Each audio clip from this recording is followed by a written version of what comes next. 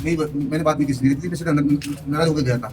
जिस इंसान की मौत की खबर आ चुकी हो, जिसका शव पुलिस को मिला हो, जिसकी पहचान परिवार ने खुद की हो और तो और जिसका अंतिम संस्कार और 13वीं तक हो चुकी हो, अगर वो इंसान अचानक लगभग 40 दिन के बाद आकर सामने खड़ा हो जाए तो आप क्या कहेंगे?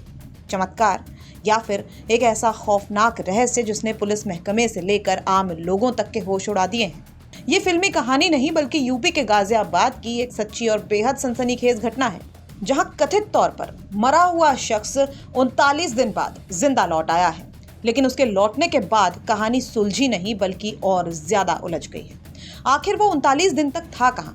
और अगर वो जिंदा है तो वो शव किसका था जिसका इसके परिजनों ने अंतिम संस्कार कर दिया, जिसको जला दिया गया?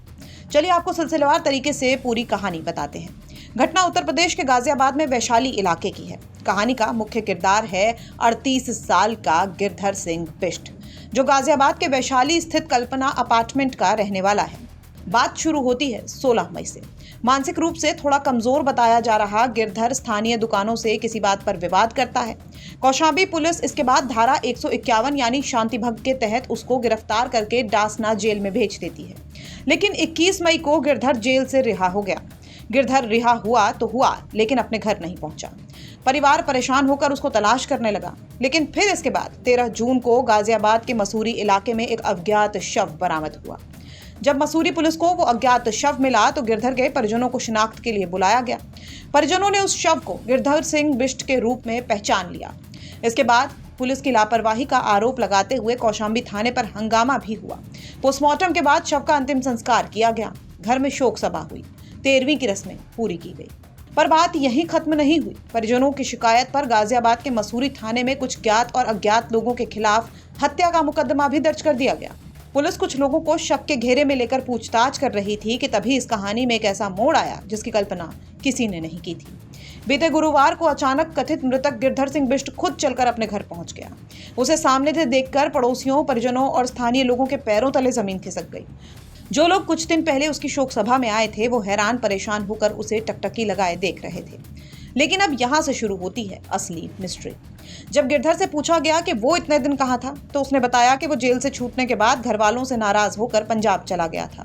वहाँ वो व्यास नदी के किनारे चल रहे राधा स्वामी सत्संग में रह रहा था। मैं राधा स्वामी जब डेरे पंजाब में रहा हूँ। मैं वहीं पर ध्यान कर रहा था, सत्संग में था वहाँ पर मैं।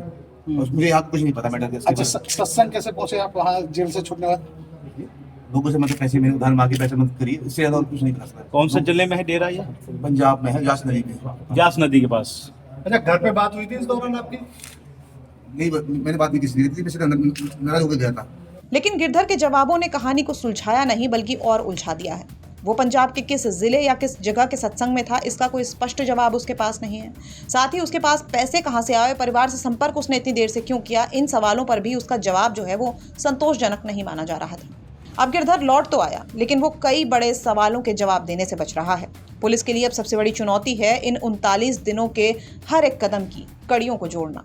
थाना मसूरी क्षेत्र में गिरधर नामक युवक के गुम होने के संबंध में उनके परिजनों के द्वारा एक गुमशुदगी पंजीकृत कराई गई थी, जिसके क्रम में जांच करते हुए एक शव प्राप्त हुआ था, जिसे परिजनों द्वारा पहचानते हुए कि ये सब उनके ही बेटे गिरधर का है, इसकी पुष्टि की गई थी। उसी आधार पर आगे कार्रवाई करते हुए उक्त प्रकरण में पोस्टमार्टम तथा पंचायतनामा की कार्रवाई कराई गई तथा परिजनों से प्राप्त तहरीर के आधार पर उनकी हत्या के संबंध में थाना मसूरी पर एक अभियोग पंजीकृत किया गया था। आज उसी के क्रम में गिरधर नामक ये युवक अपने घर पे सुबह वापस लौट आया है। इस प्रकरण में पूछताछ जांच के आधार पर अग्रिम वैधानिक कार्रवाई सुनिश्चित की जाएगी। लेकिन जो गिरधर बताकर जिस बॉडी का अंतिम संस्कार किया था, अब उस बॉडी की पहचान कैसे हुई? क्या उसका जो मिसरा है वो प्रिजर्व किया है, आप लोगों ने संभाल के रखा है, और आगे इसमें क्या कार्रवाई सुनिश्चित की है? इस प्रकरण में पोस्टमार्टम के दौरान मिसरा प्रिजर्व कराया गया था तथा पूरे प्रकरण में जांच की जा रही है। सभी तथ्यों की जांच गहनता से की गई है। सर, एक सवाल इसमें ये भी है कि कुछ लोगों के खिलाफ इसमें जो हत्या का मामला जो दर्ज किया गया था, अब उस मामले में क्या होगा?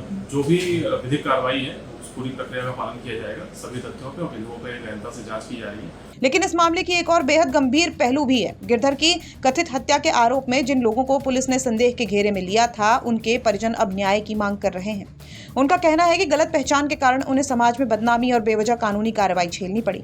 अब सबसे बड़ा सवाल ये है कि वो अज्ञात शव आखिर किसका था जिसका अंतिम संस्कार कर दिया गया। क्या पुलिस ने पहचान की प्रक्रिया में जल्दबाजी की? क्या वैज्ञानिक जांच या डीएनए टेस्ट जैसी जरूरी प्रक्रियाओं को नजरअंदाज किया गया? फिलहाल स्थानीय पुलिस गिरधर से पूछताछ कर रही है और उस अज्ञात शव की असली पहचान को पता लगाने में जुट गई है। ये मामला जितना सनसनीखेज है उतना ही संवेदनशील भी है। अब मामले पर पुलिस की भूमिका बड़ी और अहम हो चली है।